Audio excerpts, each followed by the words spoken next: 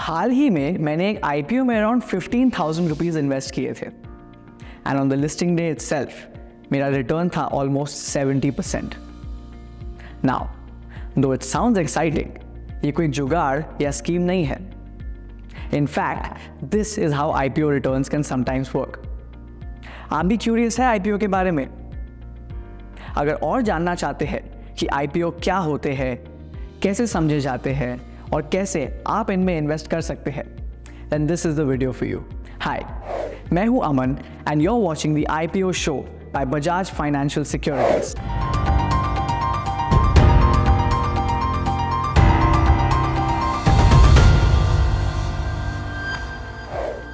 जहां हम हर हफ्ते आईपीओ से जुड़े कई इंपॉर्टेंट चीजों को समझेंगे और समझेंगे how you can invest smartly in IPOs. सबसे पहले, what is an IPO? IPO या इनिशियल पब्लिक ऑफरिंग एक ऐसा प्रोसेस है जिसके थ्रू एक प्राइवेट कंपनी पब्लिक बन जाती है और स्टॉक मार्केट में लिस्ट होती है। यानी कंपनी पहली बार अलग अलग इन्वेस्टर ग्रुप्स को अपने शेयर्स बेच सकती है। सिंपल टर्म्स में बोलूं तो आईपीओ के जरिए कंपनी लोगों को अपने शेयर्स खरीदने का मौका देती है। बाय दिस प्रोसेस लोग कंपनी के हिस्सेदार यानी शेयर होल्डर्स बन सकते हैं। How do IPOs work? Now अगर हम बात कैपिटल मार्केट की करें तो कैपिटल मार्केट बेसिकली दो हिस्सों में डिवाइडेड होता है, प्राइमरी मार्केट और सेकेंडरी मार्केट। प्राइमरी मार्केट में नए शेयर्स इशू होते हैं और सेकेंडरी मार्केट में ये शेयर्स ट्रेड होते हैं। जब कंपनी अपना आईपीओ लॉन्च करती है तो वो डायरेक्टली इन्वेस्टर्स के साथ इंटरैक्ट करती है। इनफैक्ट आईपीओ के थ्रू रेज्ड फंड्स को कंपनी अपनी ग्रोथ, एक्सपेंशन और may be even debt pay off etcetera के लिए यूज कर सकती है। Now when it comes to the type of IPOs, there are basically two types. Fixed price issue, जैसा कि नाम से पता चलता है, इसमें कंपनी पहले से डिसाइड कर लेती है कि शेयर्स का क्या प्राइस होगा।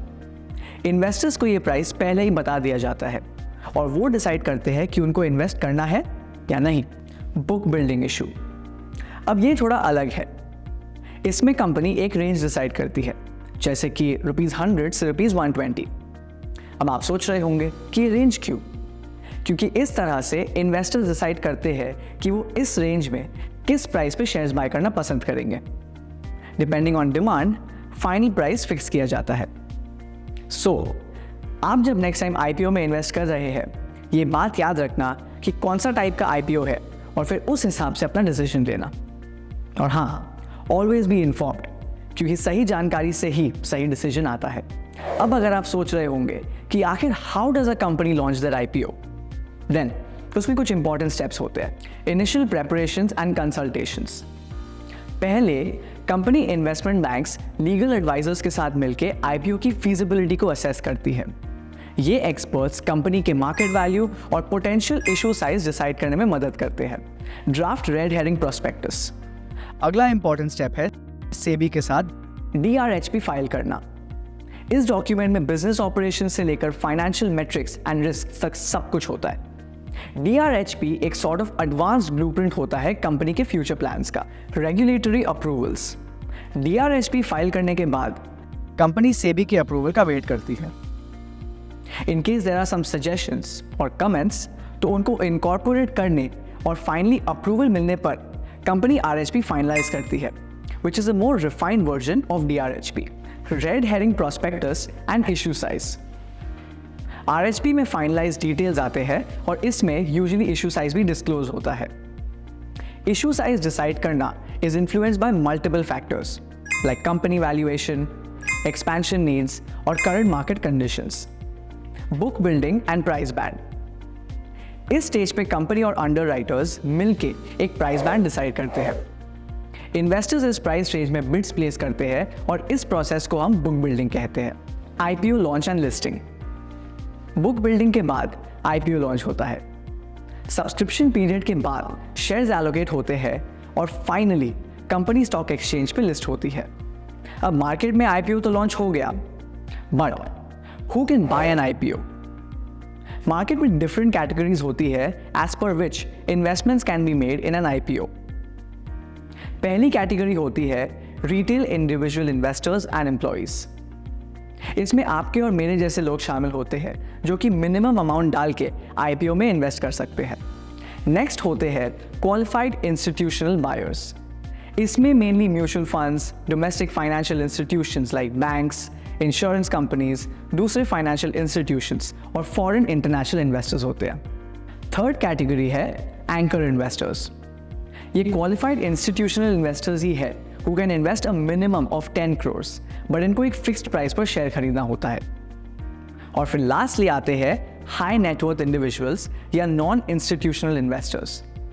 ये वो लोग होते हैं जो लार्ज कैपिटल इन्वेस्ट कर सकते हैं। What sets them apart is not just the amount of capital, but also their access to market intelligence and expert advisors. As a retail investor, हमारे जैसे लोग IPO में आजकल काफ़ी इजीली इन्वेस्ट कर सकते हैं क्योंकि प्रोसेस काफ़ी सिंपल है। बस आपको एक डीमैट अकाउंट चाहिए होगा and you can even use a UPI ID। आप जो भी ट्रेडिंग ऐप यूज़ करते हैं उस पर जाइए और IPO सेक्शन में अपना डिज़ायर्ड IPO सिलेक्ट कीजिए। फिर choose the number of lots and enter your UPI ID. Once you do that, आप अपनी बिड सबमिट कर सकते हैं। But remember कि ये प्रोसेस तब कंप्लीट होगा जब आप UPI मैंडेट को एक्सेप्ट कर लेंगे। इससे आपके अकाउंट में वो पर्टिकुलर अमाउंट ब्लॉक हो जाएगा। अब आप अपने बिड तो कर दिया है, बट ऑल्सो डू रिमेंबर कि bidding does not guarantee the allotment of shares. हो सकता है आपने 3 लॉट्स के लिए अप्लाई किया हो, लेकिन आपको केवल 1 लॉट मिले, और ये भी हो सकता है कि कोई भी लॉट ना मिले। इन दैट केस आपका जो भी ब्लॉक्ड अमाउंट होता है वो अनब्लॉक हो जाएगा। Let's look at how is an IPO allotted. Also when I से अलॉटमेंट, तो ये यूजुअली एक रैंडम प्रोसेस होता है जिसके through company finally shares allot करती है। एलोकेट होने के बाद शेयर्स आपके डीमैट अकाउंट में डायरेक्टली आ जाते हैं। अलॉटमेंट के बाद आता है लिस्टिंग डे, जो एक सिग्निफिकेंट डे होता है इन्वेस्टर्स के लिए। इस दिन शेयर स्टॉक मार्केट से पब्लिकली ट्रेड किए जाते हैं। प्राइसेस ऊपर नीचे हो सकते हैं डिपेंडिंग ऑन मार्केट कंडीशंस। तो ये थी कुछ basic guidelines about IPO investing. Upcoming IPOs के अपडेट्स के लिए हमारे सीरीज द IPO शो को फॉलो करें। If you found this video insightful, don't forget to like, share and subscribe to our channel. Investments in the securities market are subject to market risk, इसलिए सब related documents ध्यान से पढ़ें।